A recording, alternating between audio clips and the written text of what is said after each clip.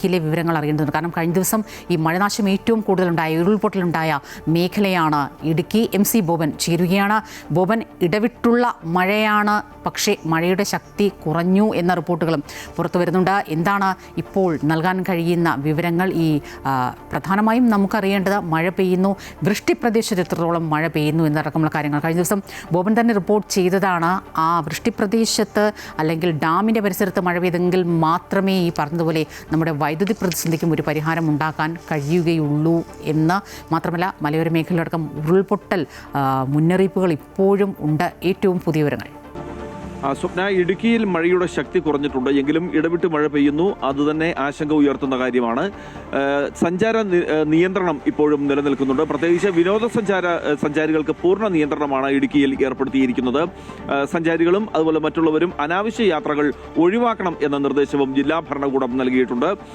ഇടുക്കിയുടെ വൃഷ്ടിപ്രദേശത്തും ശക്തമായി മഴ ലഭിച്ചു എന്നുള്ളതും ഏറ്റവും പ്രധാനപ്പെട്ട കാര്യമാണ്. ഇടുക്കി അണക്കെട്ടിൽ 30% വെള്ളം മാത്രമാണ് ഉണ്ടായിരുന്നത്. എന്നാൽ ഇന്നലെ ഒറ്റ ദിവസം കൊണ്ട് 3.5 അടി വെള്ളമാണ് ഇടുക്കി അണക്കെട്ടിൽ ഉയർന്നിരിക്കുന്നത്.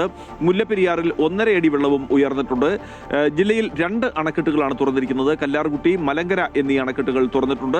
മറ്റ് ചെറിയ അണക്കെട്ടുകളിലും കുണ്ടള, മാട്ടുപ്പെട്ടി, പൊന്മുടി തുടങ്ങിയ ചെറിയ അണക്കെട്ടുകളിലും ജലനിരപ്പ് കാര്യമായി തന്നെ ഉയർന്നിട്ടുണ്ട്. എങ്കിലും ആശങ്കപ്പെടേണ്ട സാഹചര്യമില്ല. ഇടുക്കി അണക്കെട്ടിൽ ഇന്നലെ 3.5 അടി വെള്ളം ഉയർന്നിട്ടുണ്ട് എന്ന് പറയുമ്പോൾ പോലും 32% മാത്രമാണ് ആകെ സംഭരണശേഷിയുടെ 32% വെള്ളം മാത്രമാണ് ഇപ്പോഴും ഇടുക്കി അണക്കെട്ടിലുള്ളത് എന്നുള്ളതും ഒരു പ്രത്യേകതയാണ്. മഴ വരും ദിവസങ്ങളിലും മഴ ലഭിച്ചില്ലെങ്കിൽ ഒരുപക്ഷെ വൈദ്യുതി പ്രതിസന്ധിയിലേക്ക് തന്നെ സംസ്ഥാനം നീങ്ങേണ്ടി വരും. മറ്റൊരു പ്രധാനപ്പെട്ട കാര്യം, ഇടുക്കിയിലെ മലയോര മേഖലകൾ ഇപ്പോഴും ആശങ്കയുടെ മുൾമുനയിൽ തന്നെയാണ്. ഉരുൾപൊട്ടൽ, മണ്ണിടിച്ചിൽ സാധ്യതകൾ നിലനിൽക്കുന്നുണ്ട്. ജാഗ്രതാ നിർദ്ദേശം ജില്ലാ ഭരണകൂടം നൽകിയിട്ടുണ്ട്. കാര്യമായ അനിഷ്ട സംഭവങ്ങൾ ഇന്നലെ രാത്രിയിൽ ഉണ്ടായിട്ടില്ല എന്നുള്ളതാണ് ഏറെ ആശ്വാസകരം.